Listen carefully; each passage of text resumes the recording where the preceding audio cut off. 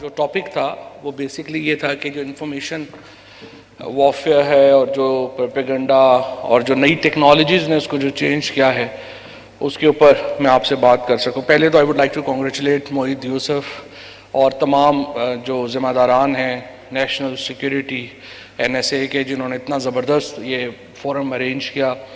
بہت محنت ہوئی, پوری دنیا سے لوگ یہاں پہ آئے, اور آئی ایم شیور جب سے موحید نے یہ آفس سنبھالا ہے I think this has become one of the most vibrant offices of Pakistan.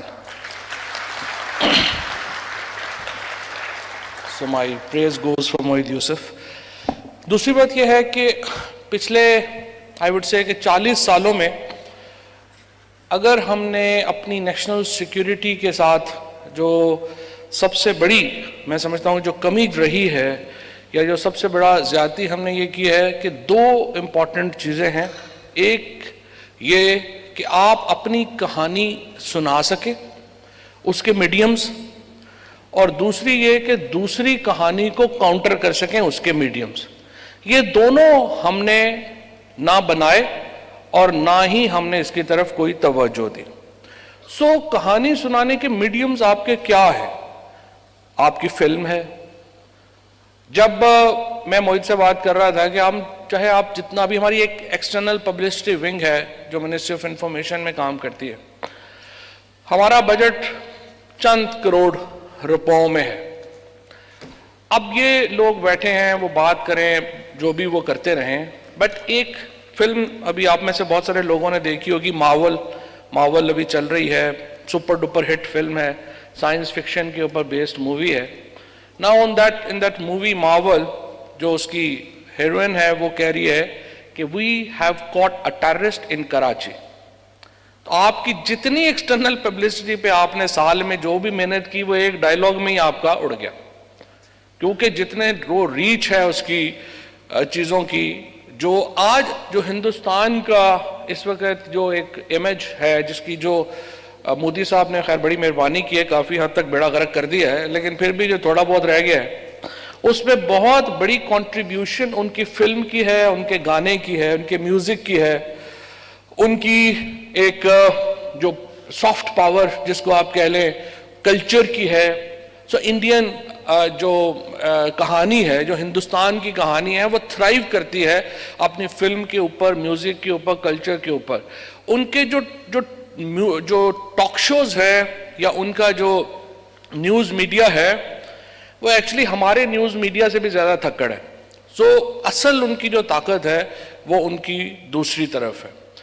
اچھا, ہم نے کیا کیا کہ 1970 کی دہائی میں پاکستان, جاوید جوار صاحب یہاں بیٹھے ہیں, no one knows this story better than him, کہ 1970 کی دہائی میں پاکستان دنیا کا تیسرا سب سے بڑا فلم بنانے والا ملک تھا.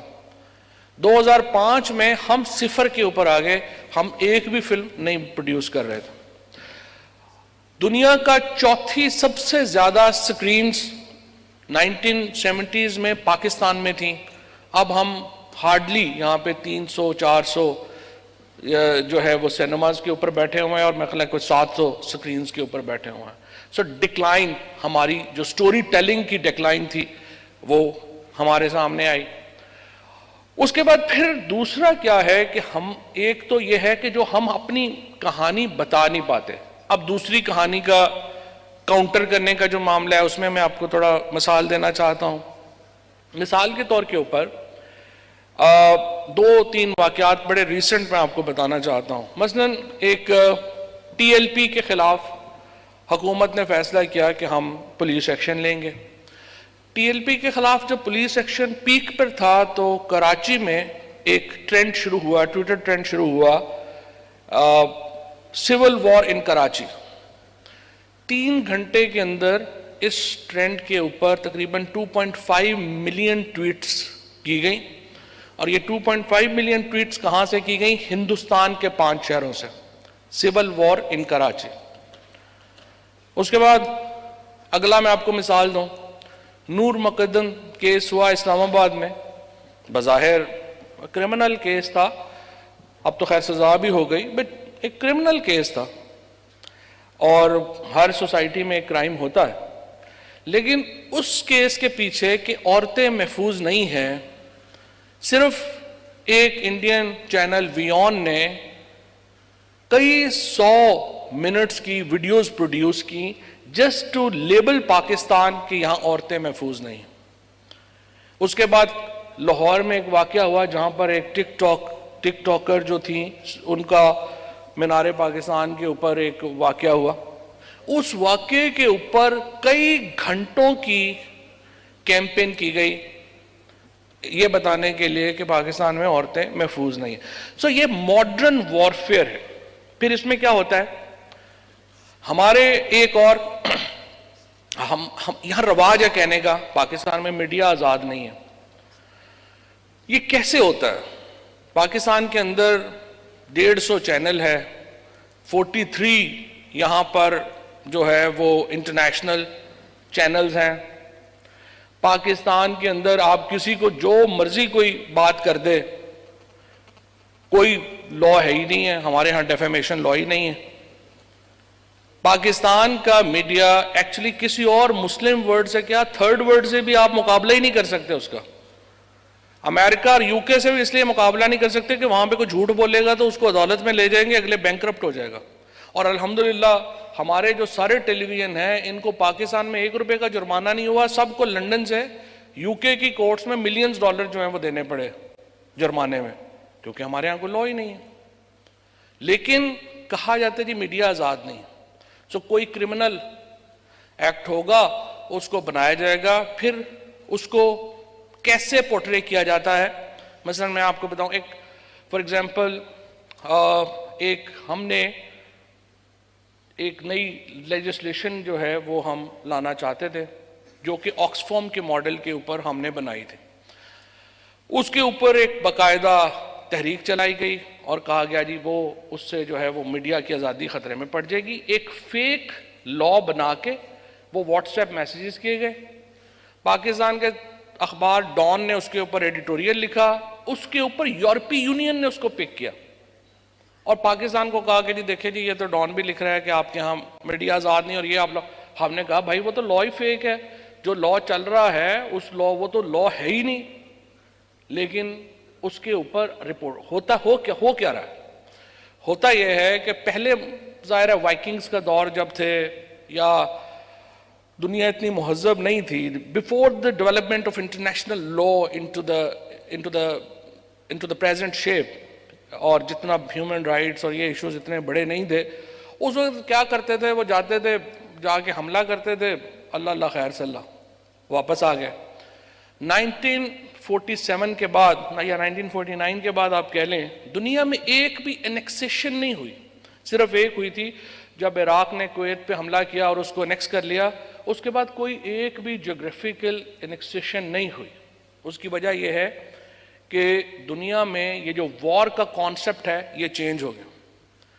اب وارز پہلے یہ ہوتا تھا کہ باہر سے آتے تھے, جیسے ایسٹ انڈیا کمپنی آئی انہوں نے ہمیں لوٹا, لوٹ کے واپس چلے گئے, کسی نے نہیں پوچھا کیا ہوا کیا نہیں ہوا. اب افغانستان میں اگر آپ کلاسک وارفیئر ڈیفینیشن میں جائیں تو امریکہ تو 3 گھنٹوں میں جنگ جیت گیا تھا. وہ آئے انہوں نے بمباری کی, طالبان سارے موٹر سائیکل کے اوپر بھاگ گئے, کوئی جو ہیں وہ غاروں کے نیچے چھپ کے چلے گئے, رجیم چینج ہو گئی, 3 گھنٹے میں امریکہ جو ہے وہ جیت گیا. لیکن بار بار یہ بات آتی ہے کہ امریکہ افغانستان میں جنگ نہیں جیت سکا. کیوں؟ کیونکہ امریکہ وہاں پر ایک سٹیبل پولیٹیکل سسٹم نہیں دے سکا, اور وہاں کی جو عوام ہے اس کی ذمہ داری نیٹو فورسز نے نہیں اٹھائی. تو ماڈرن جو کانسیپٹس ہیں ان میں چینج آ گیا کہ آپ نے اب عوام بھی آپ کی ذمہ داری ہیں, جب تک آپ اس کو نہیں پار پاتے آپ اس کی کامیابی جو ہے وہ آپ کی ہو نہیں سکتی.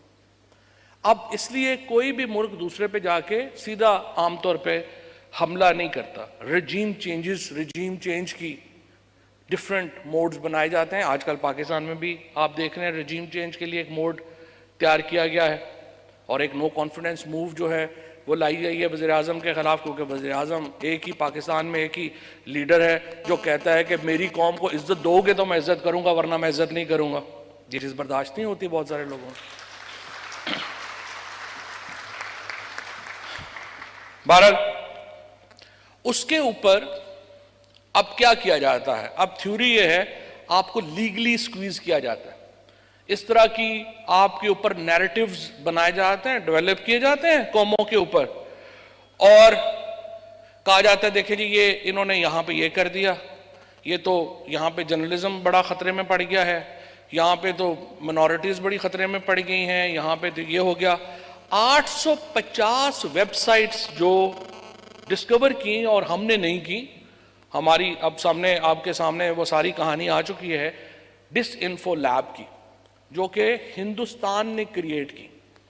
850 disinfo lab website create کی گئی، اور ان کا کوئی اور مقصد نہیں تھا سوائے اس کے کہ وہ پاکستان کے خلاف خبریں، غلط خبریں جو ہیں وہ پروپیگیٹ کریں، اور اے این آئی جو ہندوستان کی نیوز ایجنسی تھی، جیسے ہمارے ہاں اے پی پی ہے، وہ لنکڈ تھی اس کے ساتھ، ڈس انفو لیب کے ساتھ۔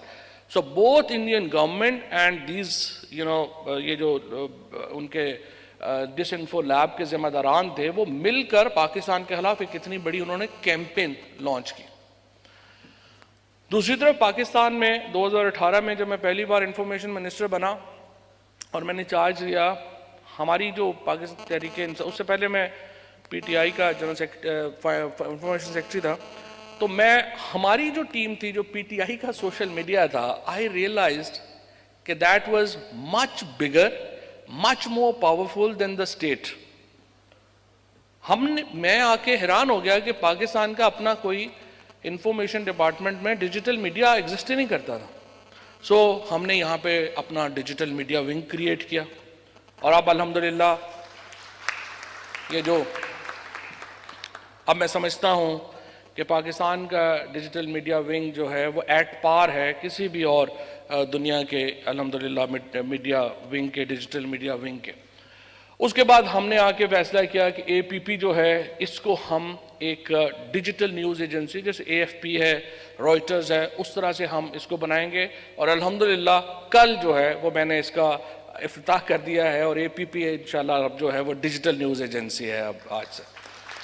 پی ٹی وی جب ہم نے لیا تو تمام پی ٹی وی جو تھا اس وقت تقریباً 41 کروڑ روپے کے خسارے میں تھا، لوگ بھر دیے سارے کے سارے۔